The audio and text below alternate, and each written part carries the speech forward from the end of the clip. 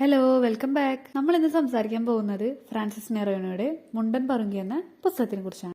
Francis നെറോണ തന്റെ Anglo Indian ജീവിതത്തെ അടയാളപ്പെടുത്തുകയാണ് ഈ പുസ്തകത്തിലൂടെ. ആംഗ്ലോ ഇന്ത്യൻസ് എന്ന് പറയുമ്പോൾ നമ്മുടെ മനസ്സിലേക്ക് വരുന്നത് നല്ല മനോഹരമായ വസ്ത്രം ധരിച്ച് പരിഷ്കാരികളായ മനുഷ്യരാണ്. എന്നാൽ അവർക്കിടയിലെ അരികവൽക്കരിക്കപ്പെട്ട മനുഷ്യരുടെ ജീവിതമാണ് ഫ്രാൻസിസ് നെറോണ തന്റെ ജീവിതാനുഭവങ്ങളിലൂടെ നമുക്ക് കാട്ടിത്തരുന്നത്. ആലപ്പുഴയിലെ ഒരു കൊച്ചു ഗ്രാമത്തിലാണ് അദ്ദേഹം ജനിക്കുന്നത്. കഷ്ടപ്പാടും ദാരിദ്ര്യവും നിറഞ്ഞ ചുറ്റുപാടിലാണ് എഴുത്തുകാരൻ വളർന്നു വരുന്നത്. സിനിമയിലൊക്കെ നമ്മൾ സാധാരണ കാണാറുള്ളത് ആംഗ്ലോ ഇന്ത്യൻസിന്റെ ജീവിതത്തിന്റെ പുറമെയുള്ള ഒരു ലെയർ മാത്രമാണ്. ഈ പുസ്തകം വായിക്കുമ്പോൾ അവരുടെ ജീവിത രീതികള്, ഭക്ഷണ രീതികള്, ആഘോഷങ്ങള്, വിശ്വാസങ്ങള്, അങ്ങനെ ആംഗ്ലോ ഇന്ത്യൻസിന്റെ സാംസ്കാരിക പശ്ചാത്തലങ്ങളെ കുറിച്ച് നമുക്ക് മനസ്സിലാക്കാൻ സാധിക്കും. ആംഗ്ലോ ഇന്ത്യൻസിലെ സ്ത്രീകളെ ചട്ടക്കാരികളെന്നും പുരുഷന്മാരെ പറങ്കി എന്നുമാണ് വിളിക്കുന്നത്.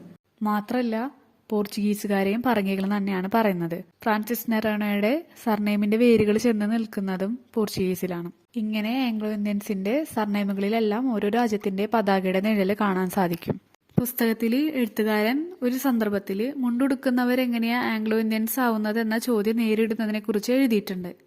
ഒരു പെൺകുട്ടിയാണ് ആ ചോദ്യം അവളുടെ അങ്കിളിനോട് ചോദിക്കുന്നത്. ആ സമയത്ത് അവളുടെ തൊട്ടു പിന്നിലിരിക്കുന്ന എഴുത്തുകാരനും ചിറ്റപ്പനും മാത്രമാണ് മുണ്ടുടുത്തവരായി അവിടെ ഉണ്ടായിരുന്നത്. എഴുത്തുകാരനെ വല്ലാതെ ഉലച്ച ഒരു അനുഭവമായിട്ടാണ് അദ്ദേഹം ഈ സംഭവത്തെ അടയാളപ്പെടുത്തിയിരിക്കുന്നത്. അന്നത്തെ ആ ക്രിസ്മസ് രാത്രിക്ക് ശേഷമാണ് ആലപ്പുഴയിലെ ആംഗ്ലോ ഇന്ത്യൻസ് മുണ്ടുടുത്തവരും അല്ലാത്തവരുമായി രണ്ടായി പിളരുന്നതെന്ന് എഴുത്തുകാരൻ പറയുന്നു.